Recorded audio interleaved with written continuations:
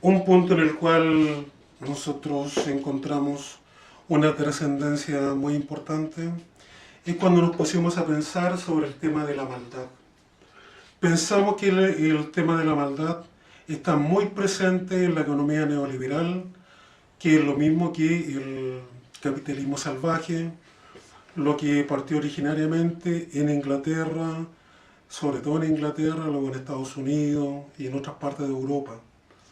Ese mal que permitía que trabajaran niños en minas, en Chile también ocurrió, donde no había respeto por la vida, por la salud física y mental de los demás, que había maldad en el sistema, que está presente de antes también. Como por ejemplo está presente el tema de la maldad, cuando sabemos que dentro de la conquista española, en el caso de los trabajadores de las minas de plata de Potosí, y en otros lugares también donde había trabajo físico muy duro, siempre se promovía el consumo de drogas. Bueno, en este caso de la cocaína, pero donde se formaba un gran centro comercial, donde había actividad dinámica que no había en Chile, hasta de alguna forma en la salitrera, se fomentaba el vicio. Y de repente se despertaba el obrero y se encontraba con que había firmado, tal vez con la huella, tal vez con una raya o una cruz, un contrato en el cual ya ni siquiera había empezado a trabajar y debía 2 años por consumo. Ese sistema que puede ser tan malvado es lo que estamos teniendo y lo que se va a consolidar con nosotros del año 89 en adelante, si es que no hacemos algo. Ese sistema puede destruir los países porque es lo que promueven los grandes consorcios del mundo, que ya no quieren países, no quieren identidades y quieren arrasar eso y cualquier día invitarnos a una fiesta donde haya cocaína, licor, prostitución, muchos tipos de drogas y hayamos entregado de repente el país. Ese concepto de mal que nosotros vemos que ocurre con las colusiones de empresas, incluso con entidades estatales, como determinadas universidades públicas que se coluden para cobrar lo que es incobrable, lo que está caduco, lo que está vencido. Eso que está en todo el aparataje estatal, esa corrupción, esa maldad, nosotros hemos estudiado de dónde viene y por qué. Es antigua porque está esa voluntad de poder de lo terrenal. Ahora, hemos encontrado algunos textos muy interesantes, entre ellos uno de un médico holandés que se traslada a Inglaterra, él vive y muere en Inglaterra, y él va a escribir un texto que ha sido también publicado en español y que está disponible como muchas obras clásicas, como de Smith, de Marx, de Hegel, de lo que usted quiera. Ya no es necesario tener dinero para poder acceder. Es Bertrand Mandeville. Bertrand Mandeville con su texto Fábula de las abejas.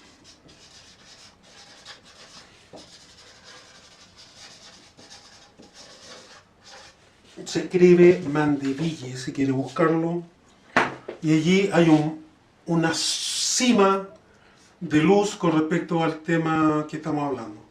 Él hace un parangón con la vida en una colmena, y esa colmena en el fondo equivale a lo que era la Inglaterra, donde él veía mucho vicio, prostitución, alcoholismo, él veía comercio ilegal, él veía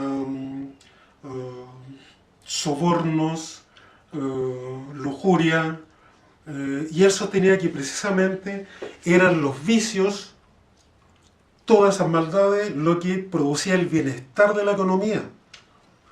¿Por qué? Porque él decía, bueno, la economía anda, y se traduce por lo tanto en crecimiento económico, en demanda, en consumo.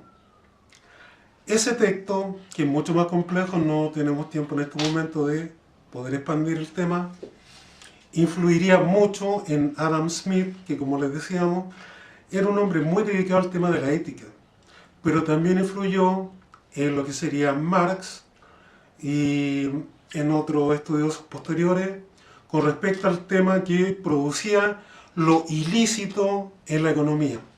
Para hacerla corta, esto es descubierto y es implementado principalmente en Inglaterra, en Estados Unidos, que van a ser los grandes adalides del crecimiento económico, del desarrollo, potencia, que toman colonias, que tienen esclavos y que obviamente hay crecimiento dentro de todo ese dolor y se convierten en potencias. Y por lo tanto son modelos a seguir. Un caso que ponemos como el más importante, que es como trascendental, el caso de las mafias en Estados Unidos. Había una antigua serie que todavía está en YouTube, Los Intocables, que te da a entender cómo funcionaba el negocio. Los mafiosos muchas veces, antes de ingresar en negocios ilegales, se capitalizaban. ¿De qué forma? Vendían protección. Llegaban a los establecimientos del barrio, donde el lavaseco del chino, el negocio de acá, el almacén del italiano, en fin, a todo el barrio y le ofrecían protección. Les cobramos $1000 por protección mensual para que no le pase nada en su almacén. Ma cosa dice, en este almacén no pasa nada, y el chino, qué sé yo, en este almacén no pasa nada, no quiere protección, y cualquier día, esos mismos que ofrecían protección, llegaban con sus autos y ametrallaban y destruían. Y la pérdida era más que los $1000 que ellos iban a pedir como protección. Por lo tanto, se producía allí un negocio. De ese negocio, una vez capitalizado, en épocas de restricción del alcohol, se comercializaba alcohol, se iba a los negocios, a los garitos, y por lo tanto había juego, prostitución, trata de blancas, y todo eso iba generando imperios.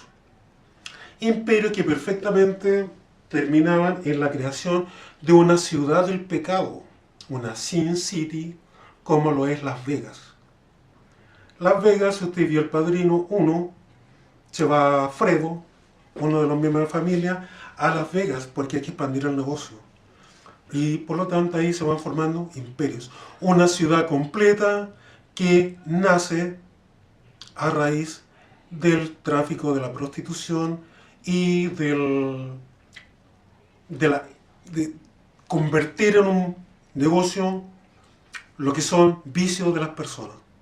Y eso exaltarlo como una gran cosa y ponerle luces de neón y hacerlo un gran negocio y muy atractivo para el resto del mundo. Ese mundo llegó a Chile después del año 89. ¿Cuál es mi cámara? A usted le digo, a usted, en su gobierno, ¿cuántos casinos habían?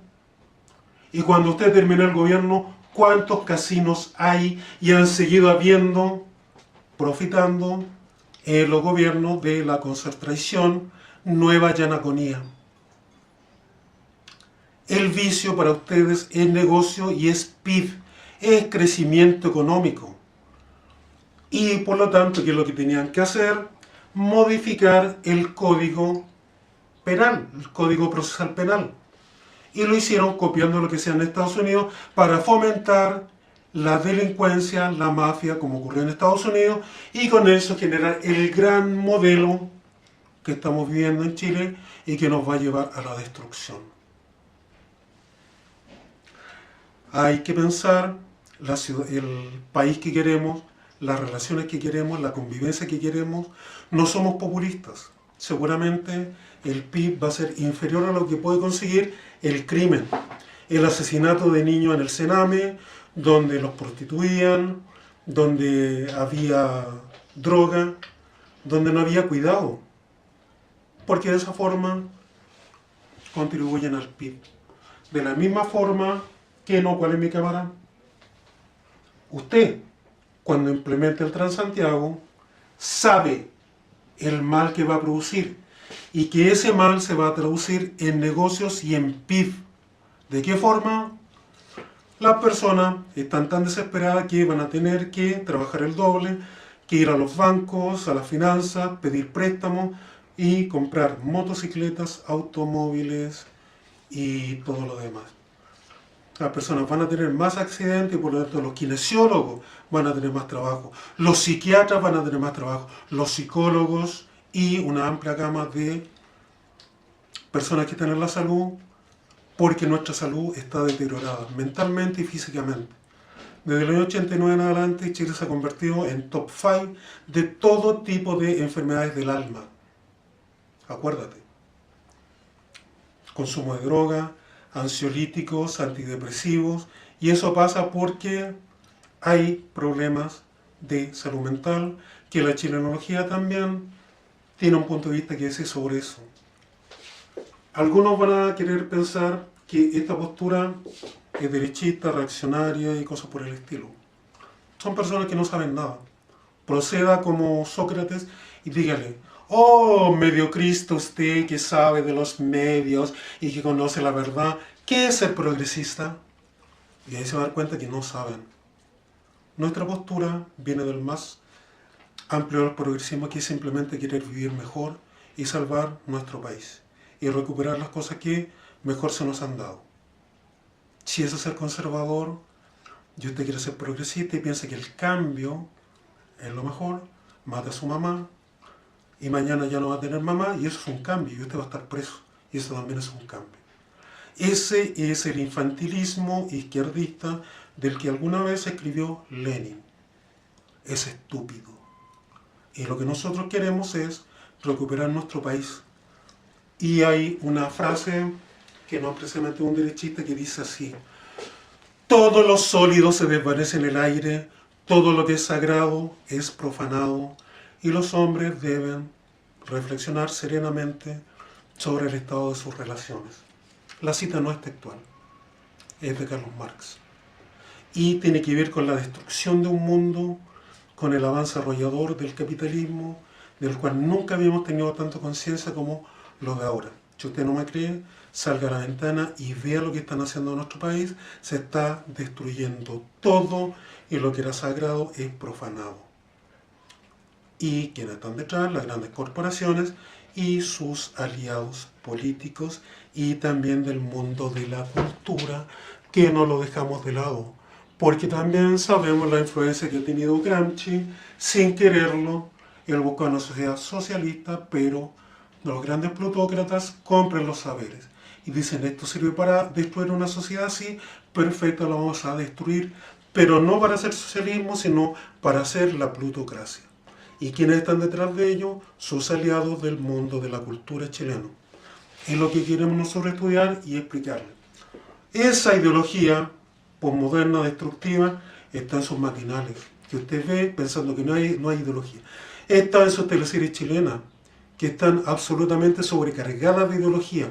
Le ponemos un sello negro saturadísimo en la ideología a las teleseries, de toda hora.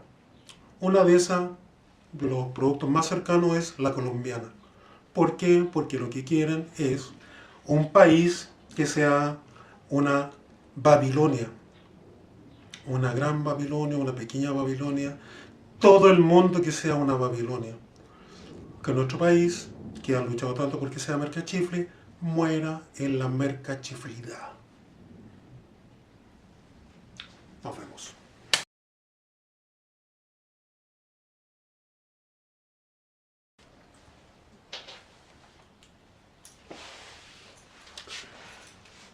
Siempre quiero que usted tenga presente que lo que estamos haciendo es una simple introducción. Este no es el tema, no es todo lo que hay, es porque queremos llegar a tiempo a usted y decirle que estamos trabajando en esto. Dentro de lo que son las ciencias sociales, cuando usted trabaja con una metodología, cuando usted conceptualiza y operacionaliza los conceptos, cuando usted establece una cierta manera de medir las cosas, cuando usted hurga en los hechos, usted finalmente puede hacerse una idea de que puede predecir hechos. No al modo de las pitonisas, sino del modo de las ciencias sociales.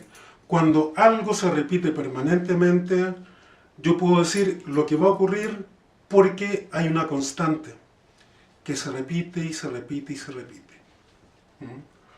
Por ejemplo, si estoy en una carretera y pasan automóviles, camiones y todo lo demás, yo puedo predecir que en 10 minutos va a aparecer por lo menos un camión, porque hay una regularidad. Y en el caso nuestro también podemos predecir esto. Lo habíamos hecho hace por lo menos 2 a 3 años atrás. Los que nos conocen saben que es así. Está más evidente que nunca. Pero Chile siempre ha sido un país reactivo, lamentablemente, cuando tiene las cosas muy cerca de la nariz, y tal vez ni siquiera ahora va a ser posible de convencer a mucha gente, menos a todos, porque hay gente que le conviene lo que está ocurriendo. Bien, vamos a predecir entonces que va a desaparecer un Estado-nación. Segunda predicción, la quiebra de un erario nacional, vale decir, del fisco, de las arcas fiscales. Y tercero, podemos hacer más, pero no vamos a quedar con 3. Una nueva traición a un pueblo originario. Y aquí mucha atención, el pueblo que desaparece, ese Estado-nación, es Chile, y es el pueblo chileno. Tal como van las cosas, y como dicen los economistas, ceteris paribus, si no cambia nada, si se mantiene todo igual. Si usted se queda sentado y no le importa, eso es. Segundo, esto lo predijimos hace mucho tiempo, cuando determinados sectores del gobierno comenzaron a hablar de la retroexcavadora y la aplanadora. Sabíamos que era el momento en el cual ellos iban a hacer todo lo posible por destrozar la economía. ¿Para qué? Porque esto es intencional. Y usted sabe que desde hace más de un año el gobierno chino se ha endeudado de una manera prácticamente histórica. Habían recursos fiscales afuera por 20.000 millones de dólares. Eso en 2 años se perdió. ¿Y dónde está? En bonos soberanos. Fíjese lo que significa la palabra soberano. Significa que hay autonomía, independencia, que me gobierno por mí mismo, que hago mis propias políticas internas y no tengo que obedecerle a nadie. Si yo estoy en bancarrota, si yo caigo en deuda, si caigo en incumplimiento de pago, en default, ¿qué es lo que ocurre con esas grandes deudas? Lo que ocurrió también con la crisis que hubo el año 82 con Pinochet, la quiebra de la banca, el Estado asume esas pérdidas, todos los chilenos, para salvar la banca, que es un negocio privado. ¿Qué ocurrió entonces? Y qué es lo que ellos saben que volverá a ocurrir, si es que no hacemos nada, es que, y esto no es opinión y nadie va a poder negarlo, el país queda a merced de las políticas que le dicte el Fondo Monetario, el Banco Mundial y las directrices de la OMC, Organización Mundial de Comercio. Siempre van a ser los mismos dictámenes. Abrirse al libre cambio, más aún de lo que es. Chile es uno de los 5 países del mundo que tiene más tratados comerciales y que por lo tanto es una de las economías más abiertas del mundo. Ellos quieren más todavía. Lo que quede de Estado, me refiero a salud, educación, ellos quieren quitarlo. ¿De qué forma? Ya lo ha dado a entender claramente el gobierno. Si no hay crecimiento, si no hay PIB, entonces hay cosas que no se van a poder hacer. Y por otra parte, se va a caer en manos de la hegemonía de estos órganos salidos del...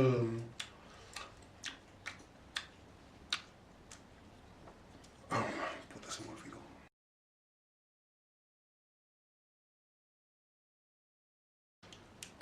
Bueno, de los organismos asesores, supuestamente, en ámbitos comerciales y económicos, surgido de Bretton Woods tras la Segunda Guerra Mundial.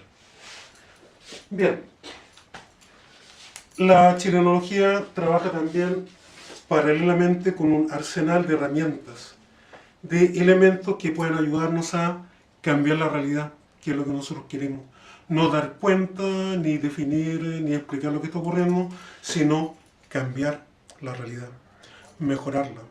Y para eso, bueno, habrá que hacer cosas. En sociología se llama sanción social a lo que es el castigo social, a lo que se presenta como algo negativo para el colectivo. Por ejemplo, si hay una persona que sale con un cuchillo y anda alarmando a la gente, aunque no la ataque, va a ser una persona mal vista. Y la sanción social o el castigo social no va a ser la pena de cárcel, sino el aislamiento. Esa persona cada vez va a ser marginada crecientemente y ese va a ser su castigo, y la persona supuestamente va a entender que ha hecho mal, que quiere volver al seno del trato social, del trato con el otro ser humano, y por lo tanto se va a redimir y va a cambiar su actitud. Esa es la definición de castigo social. Castigo social, o también llamado reforzamiento negativo, que es lo opuesto del premio o la exaltación de una conducta a través de un premio. ¿Para qué? Porque de esa manera se supone que la va a repetir. Eso es lo que sea el conductismo y funciona hasta el día de hoy. ¿Por qué las cosas en Chile no han cambiado mayormente desde el año 89 a la fecha? Porque ha faltado sanción social, castigo. Y ese castigo que nosotros postulamos que debiera haber desde la chilenología es la gran negación. La gran negación, concepto acuñado por Herbert Marcuse, que va a significar estar en contra de lo que se está ofreciendo y en plantearnos como actores independientes de lo que queremos hacer. ¿Okay? Eso significa lo siguiente. Cosas concretas.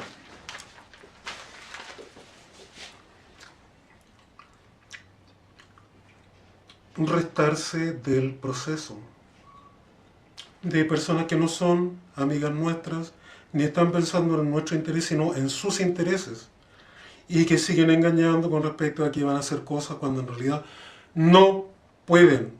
Y lo que es más, los que están en el poder en estos momentos no quieren y hacen todo lo posible por no hacerlo. Sanción social.